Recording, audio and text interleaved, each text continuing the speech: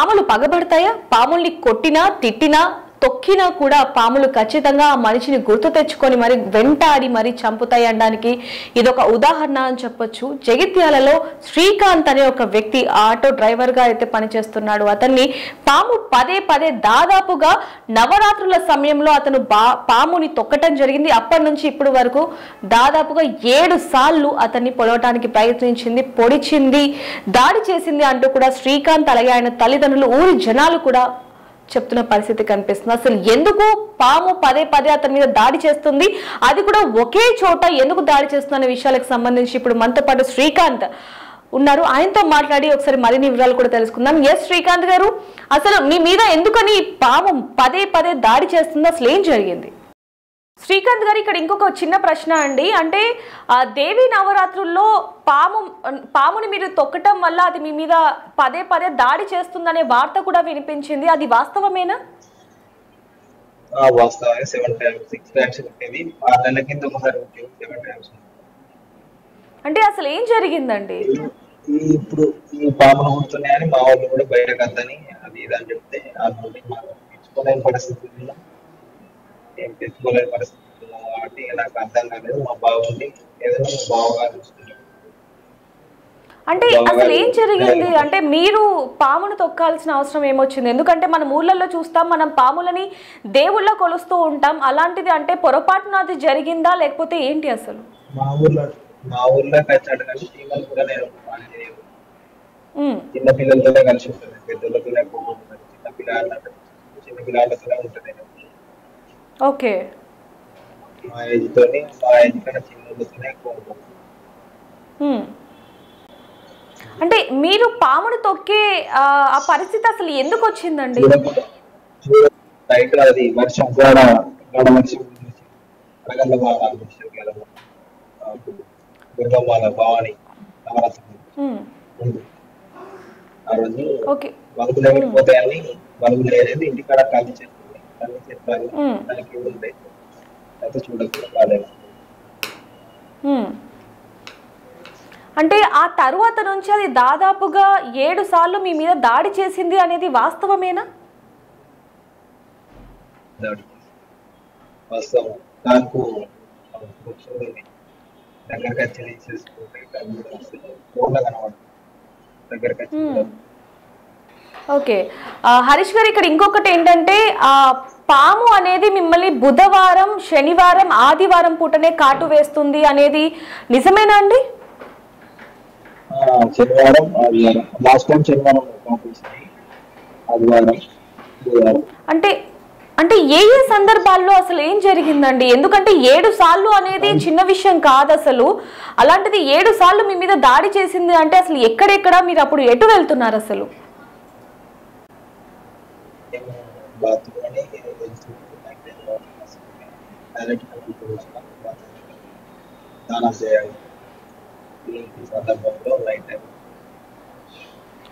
Okay, అంటే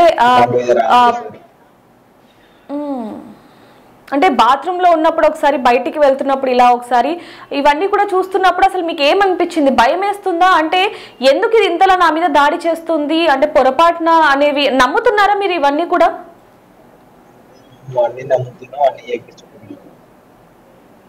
okay, ఇంట్లో వాళ్ళు ఏమంటున్నారండి? ఇంట్లో వాళ్ళు ఏమంటున్నారు?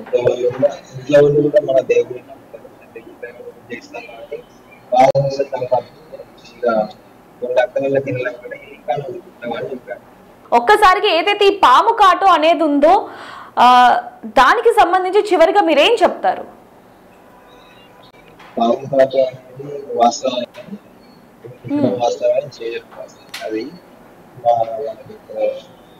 అమ్మా, ఇప్పుడు మీ కొడుకు శ్రీకాంత్ అనే వ్యక్తి హాస్పిటల్లో ఉన్నారు. ఆయన పరిస్థితి కూడా కొంచెం బాగోలేదు, మేము కూడా అర్థం చేసుకోగలం. కాకపోతే అసలు పాము ఏ విధంగా పగబట్టిందమ్మా? ఎందుకంటే మీరు అందరూ ఇందాక మాకు శ్రీకాంత్ కూడా చెప్పాడు మీ ఇంటి దేవత అని కూడా, అలాంటిది ఏదో పొరపాటున జరిగిందనేది కూడా చెప్తున్నాడు. అసలు ఏం జరిగిందమ్మా, ఎప్పుడు జరిగింది? 6 నెలల కింద ఒకసారి పుట్టింది.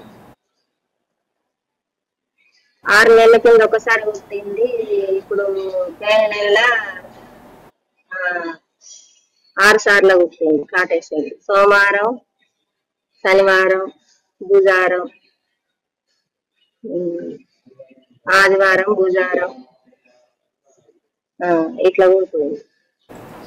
అంటే అమ్మ మొదటిసారి అంటే మీ కొడుకు ఆ పాము కాలుతో ఆ పాముని తొక్కినప్పుడు మీకు చెప్పాడా వచ్చి ఇలా పొరపాటున జరిగింది అమ్మ ఏం చేయాలో అర్థం కావట్లేదు అని చెప్పాడా మీతో ఏమన్నా?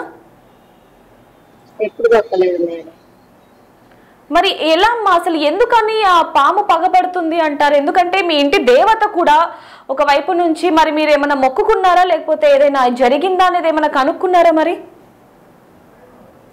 శేషుల కూడా అంటారు మొక్కిన అంత దేవునికి మొక్కుకున్నా, రాయసుడికి మొక్కుకున్నా, ఇంకా దేవునికి మొక్కుకున్నా, ఇంట్లో వరకు అయితే రాలేదు. ఏమైనా బాత్రూమ్ లేదు, స్నానం చేయంగా, వాష్రూమ్ వెళ్ళంగా, టాయిలెట్కి వెళ్ళంగా వీటిలో. అంటే బాత్రూమ్ లోనే ఎక్కువగా ఖర్చిందమ్మా ఇప్పుడు వరకు? కంటే ఎక్కువ వచ్చింది. ఓకే అమ్మ, దీని గురించి మరి ట్రీట్మెంట్ ఏ విధంగా ఇస్తున్నారు? అసలు ఏ హాస్పిటల్లో జాయిన్ చేశారమ్మా మరి శ్రీకాంత్ని? ఈ సింగిల్ హాస్పిటల్నే ఎక్కువ జాయిన్ చేశాను. డాక్టర్లు ఏమంటున్నారమ్మా?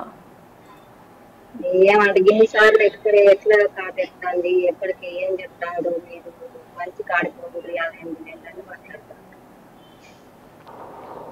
ఓకే అమ్మా, అంటే మీరు కూడా ఇప్పుడు బాధలో ఉన్నారు కాబట్టి మేము కూడా ఏం అడగలేమని చెప్పొచ్చు.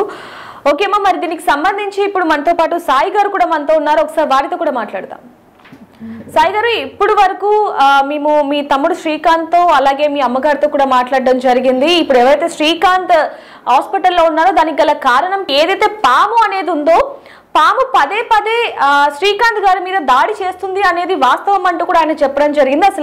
అసలు ఏం జరిగిందండి? ఆ పాము ఎందుకని ఆయన మీద పదే పదే దాడి చేస్తుంది? అది మనకు మనం 6 నెలల కింద ఒకసారి కుట్టింది. అది ఆయన ఎట్లా కుట్టింది ఇప్పుడు నెల 15 రోజుల నుంచి 7 సార్లు కుడుతుంది.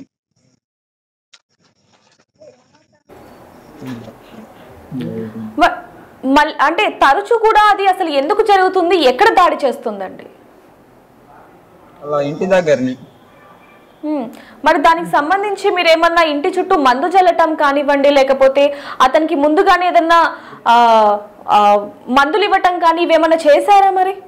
ఎందుకంటే పదే పదే చేస్తుంటే ఆయన ఆరోగ్యం కూడా క్షీణిస్తుంది కాబట్టి మరి దీనికి సంబంధించి ఏమైనా జాగ్రత్తలు తీసుకున్నారా?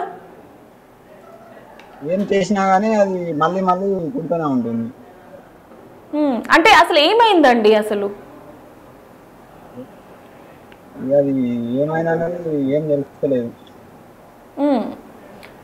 అంటే మీ ఇంటి దేవత కూడా నాగదేవత అంటూ కూడా చెప్పడం జరిగారు మీ అమ్మగారు. అలాంటిది ఒక్కసారికి ఈ విధంగా జరుగుతుంటే ఒక్కసారిగా ఇంటిల్లిపాది కూడా భయానికి గురవుతున్న పరిస్థితి అని చెప్పొచ్చు. అంటే మీకు కూడా ఇంట్లో భయం వేస్తూ ఉండొచ్చు, ఎందుకంటే పదే పదే శ్రీకాంత్ మీద దాడి చేయడం అనేది కూడా బాధాకరమే. కానీ దానికి సంబంధించి ఏం జాగ్రత్తలు తీసుకున్నారు? అసలు మీకు ఎప్పుడు మొదటిసారి తెలిసింది ఆ విషయం?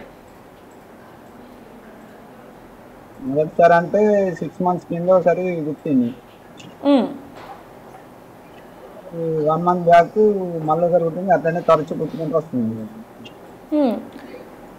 హాస్పిటల్ తీసుకొచ్చింది 2-3 times.